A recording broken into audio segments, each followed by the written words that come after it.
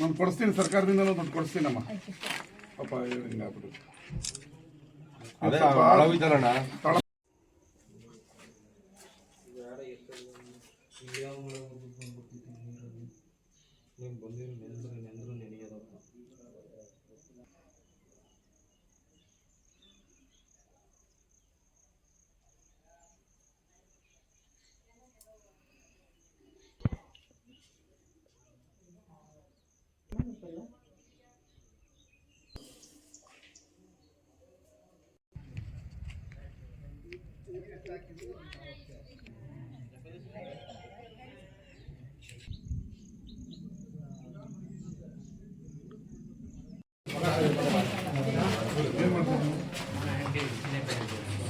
Report ಹಾಕ್ಕೊಡೋ ನಮ್ಮ C M ಹತ್ರ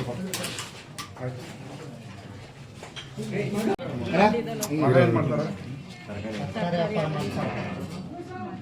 5 seat ತಕ್ಕೊಡೋದು. ಮಳೆ ಹೋದ ಬಂದೇ ಬರ್ತದೆ. ಸ್ವಲ್ಪ ಸೀಟ್ ಹಾಕೋದು ಈಗ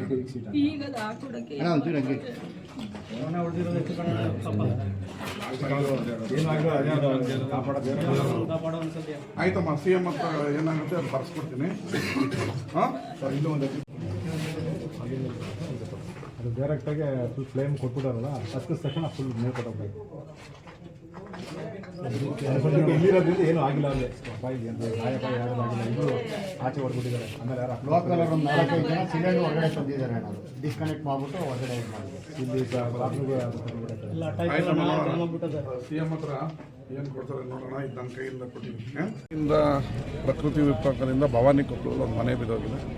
ಮತ್ತು ನಮ್ಮ ಅಲ್ಲೆಗೆರೆಯಲ್ಲಿ ಗ್ಯಾಸ್ ಸ್ಫೋಟದಿಂದ ಒಂದು ಮನೆಗೆ ತೀವ್ರ ಹಾನಿಯಾಗಿದೆ. ಎರಡಿಗೂ ನನ್ನ ವೈಯಕ್ತಿಕವಾಗಿ ಸಹಾಯ ಮಾಡಿದ್ದೀನಿ. ಸರ್ಕಾರದಲ್ಲಿ ಮಳೆ ಹಾನಿಗೆ 1 ಲಕ್ಷ 2 ಲಕ್ಷದವರೆಗೂ ಬರುತ್ತೆ. ಬಟ್ ಗ್ಯಾಸ್ ಸಿಲಿಂಡ್ರು ಸ್ಫೋಟಕ್ಕೆ ಸರ್ಕಾರದಿಂದ ಬರೋದಿಲ್ಲ.